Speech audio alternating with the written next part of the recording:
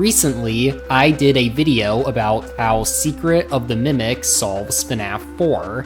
It's based on the fact that David's bedroom is the same bedroom in FNAF 4. To summarize what I said in this video, I believe Edwin made the hallucinogenic gas and that the nightmare animatronics are the R&D animatronics. But there's so much more Afton would have done if he took Edwin's home after Edwin disappeared. For example, if William were to take Edwin's house, he would have discovered the hit YouTube channel Shadow Libra, which you should all subscribe to with notifications. Also like and comment on this video, please, and actually every single video on the channel too. Leave a like and a comment. Okay, anyway, William would have had to discover the Mimic if he took Edwin's home, and I think he very much did. Here is all the stuff I think Afton did with Edwin's creation. The Tales from the Pizzaplex epilogues tell us about a line of mimics called Mimic Model 2. Here's a quote about what their purpose was. When the team created the Mimic line, they didn't want to have to program in every show routine step by step. That was a lot of coding. So they just programmed the Mimic to basically watch and learn. Not only could a Mimic fit into any costume, it was designed to observe the other routines and then mimic them. End quote. So the Mimics were all meant to watch and learn from the show routine, which is actually what we see it do at the end of Secret of the Mimic, when it stuffs you into a suit. It watches the performance and learns. So when William found out about Edwin's technology, he stole it for himself and created the Mimic line to put in all Freddy Fazbear's pizzas. However, Tales also mentions that there was something that caused the Mimic line to mimic people in ways that were not intended. Quote, "But it seems like the original Mimic began mimicking not just the other animatronics, but also people, and it did it in ways that weren't intended. I'm not sure what it did.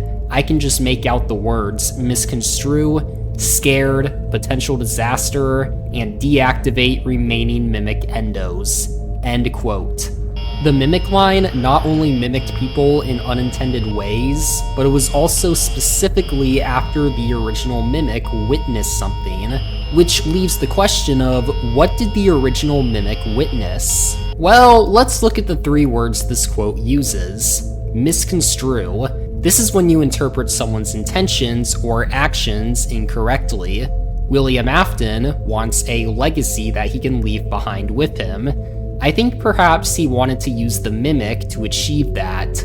Something I have seen the community pretty split on is what exactly is Glitchtrap. Some think it's Afton himself, some think it's the Mimic, some think it's both.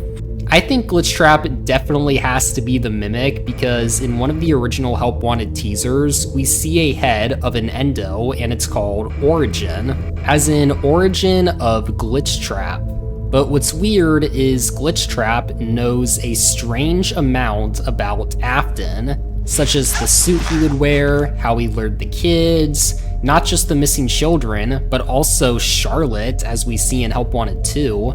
He knows about Garrett and Elizabeth, as I have plenty of reasons to believe he brainwashes Gregory and Vanessa into thinking they are Afton's kids. I've talked about it in plenty of other videos I've made. He even seems to know about William's perfect family of killer animatronics, since he seems to recreate that in both Security Breach and Special Delivery, while trying to turn himself into another Springtrap. Why does the program know so much about Afton?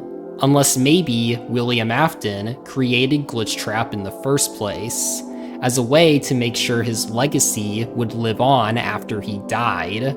To make sure the Mimic would be aware of all of his crimes, as he does with the Model 2s, he would have to show the Mimic what he does.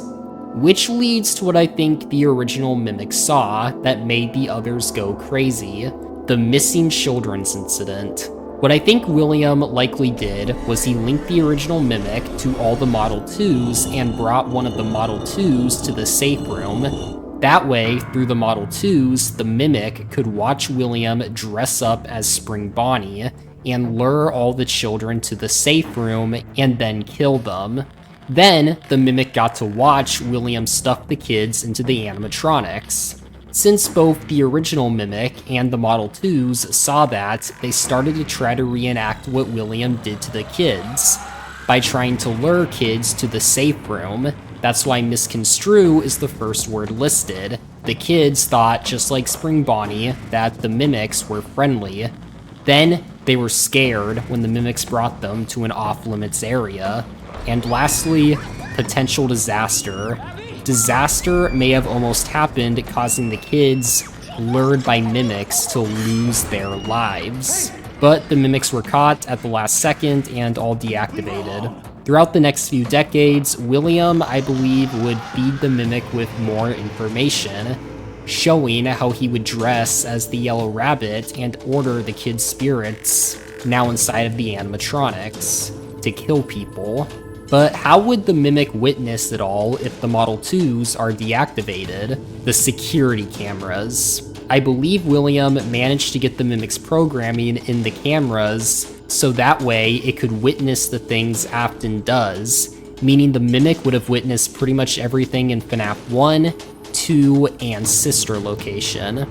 If the people who made the security cameras for Fazbear's Fright used the same ones from Freddy's, which they likely did since the FNAF 3 camera quality is terrible, then the Mimic would witness FNAF 3 as well and learn of Springtrap. The Mimic witnessing these events and getting fed information by Afton himself constantly is what I think formed the Glitchtrap program, which copies exactly everything Afton used to do. William creating Glitchtrap also would explain why in Help Wanted, Vanessa is the one Glitchtrap chooses to merge with. We know he got control of Jeremy, but just killed him.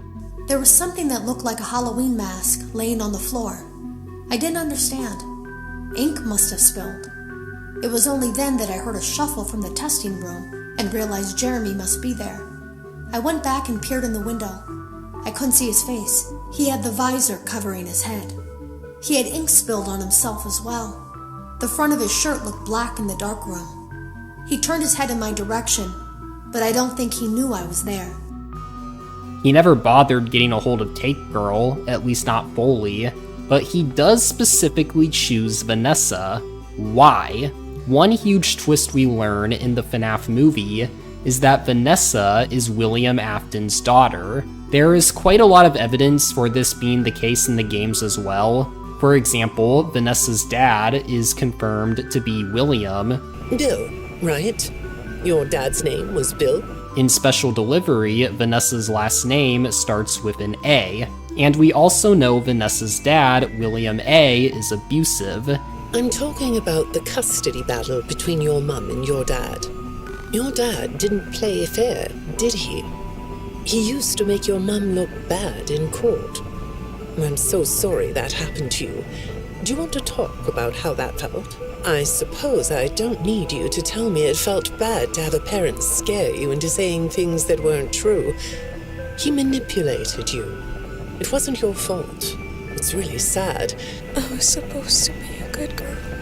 And Vanessa even compares Glitchtrap to her dad at one point. I can't talk about this. He said he would always be watching. He could be here, or there, or anywhere in between. Are you talking about your dad? I hate sounding like a broken record, but this is something you really need to resolve if you're ever going to be happy. I have! I compartmentalized him. He's locked away.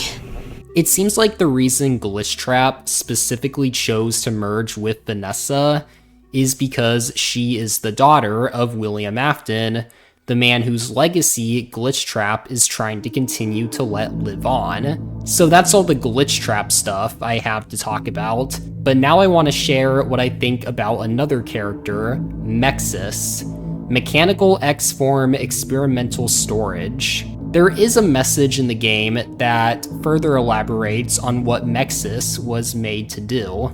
Edwin, please talk to me. We need to stop it together. Here are the blueprints for a cradle. It can keep David safe and provide boundaries. It's a type of computer, and it's bigger than anything you've done before. If you won't finish the program, consider building the cradle. It will keep people safe.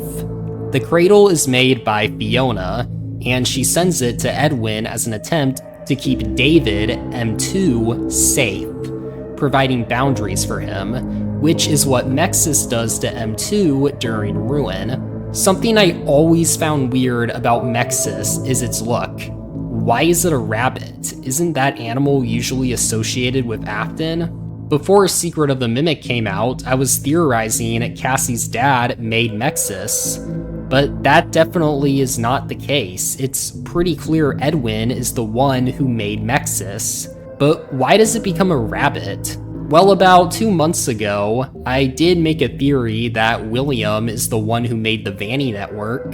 Go watch that if you haven't. But to summarize it, I think the Vanny network was the first ever false happiest day made by Afton. If that's the case, maybe that's why MXES is a rabbit. Afton made his own modifications to the cradle to keep the Mimic locked up in the costume manner, or what I actually believe becomes Circus Baby's entertainment and rentals.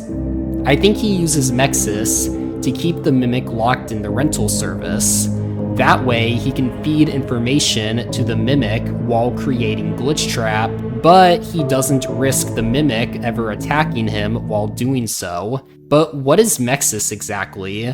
If it was made from Fiona's programming, then perhaps deep down, MXES is Fiona. MXES protecting the Mimic is basically Fiona protecting David, a mother protecting her child.